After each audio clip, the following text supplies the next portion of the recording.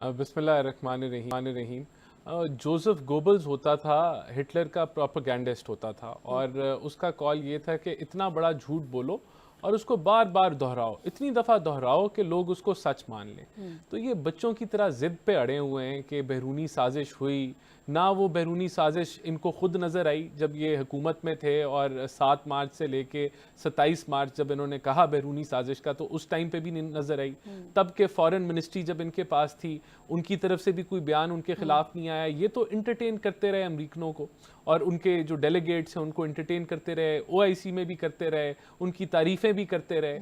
उसके बाद जब नेशनल सिक्योरिटी कमेटी की पहली जब वो बयानिया आया, उसके अंदर भी साजिश का जिक्र नहीं था, लेकिन साजिश का लफ्ज़ भी इस्तेमाल नहीं हुआ। फिर DGISPR ने लेकिन अभी देखें, वो ये बात कहते हैं कि मुदाखलत, जैसे कि DGISPR ने भी कहा, और आज भी कहीं ना कहीं मुदाखलत तो है। जी इस खत में मुदाखलत का जिक्र है, तो मुदाखलत को आप इंटरप्रिटेशन उसकी कैसे करते हैं? देखें, ये इतनी कोई बचकाना बात है जिसको ये लेके पकड़े हुए हैं, और अपना जो इनका फैन क्लब है उनको गुमराह कर रहे हैं कि साजिश नहीं हुई, मुदाखलत हुई है। देखें, मुदाखलत जो है, हर मुल्क जो है वो अपने चाहता है कि उनके नेशनल इंटरेस्ट में अगला मुल्क जो है वो कुछ करे। तो जब वो उसको कोशिश करता है तो उसको आप मुदाखलत कह सकते हैं। मिसाल के तौर पे जब सऊदी अरेबिया ने यमन की जंग जो है वो स्टार्ट की, तो उन्होंने कहा भाई आप हमारा साथ दें। हमने कहा हम नहीं साथ देंगे, तो ये भी एक किस्म की मुदाखलत है।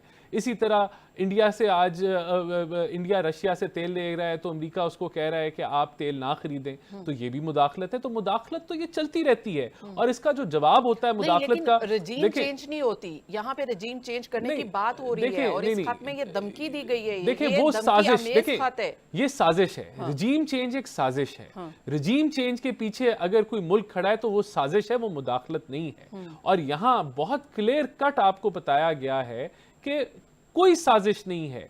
कोई यहाँ इमरान खान को कोई इतना, इमरान खान तो यहाँ गिरवी रखवा रहा था स्टेट बैंक को IMF के पास। इमरान खान तो मईशत को तबाह कर रहा था। तो जो हमारे दुश्मन हैं वो तो बड़े खुश हो रहे थे। अभी एक क्लिप चल रहा था, वो मेजर आरफ गौरिया का, वो इंडियन मेजर है, वो कहता है कि जितना इमरान खान नुकसान इस मुल्क को पहुंचा रहा है, ये तो हमारा दोस्त है। कहता है इतना नुकसान तो जो ये फौज की तजलील कर रहे हैं, इससे जो हम अरबों रुपया भी खर्चते तो शायद हम इतना नुकसान ना पहुंचा सकते। लेकिन वो तो फौज का इमरान खान बजाते खुद तो फौज का नाम नहीं ले रहे ना। वो ये कह रहे हैं कि इसके पीछे है, वो तो अमेरिका को कह रहे हैं कि ये तमाम रजीम चेंज में अमेरिका की साजिश है। ये चीज रद्द हो चुकी है, दफन हो चुकी है, इसका कोई एविडेंस नहीं। फवाद चौधरी से पूछ लें कि आपकी हुकूमत क्यों गई है। वो कहते हैं आपने इस्टेब्लिशमेंट नाराज हो गई थी इसलिए हुकूमत गई है। वो आलमी साजिश की बात नहीं करते।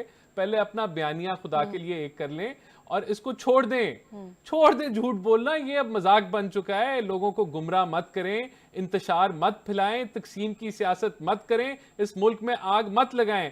आपने कोई ऐसा काम नहीं किया कि आपके ऊपर साजिश की जाती। आपने कोई तीर नहीं मारा।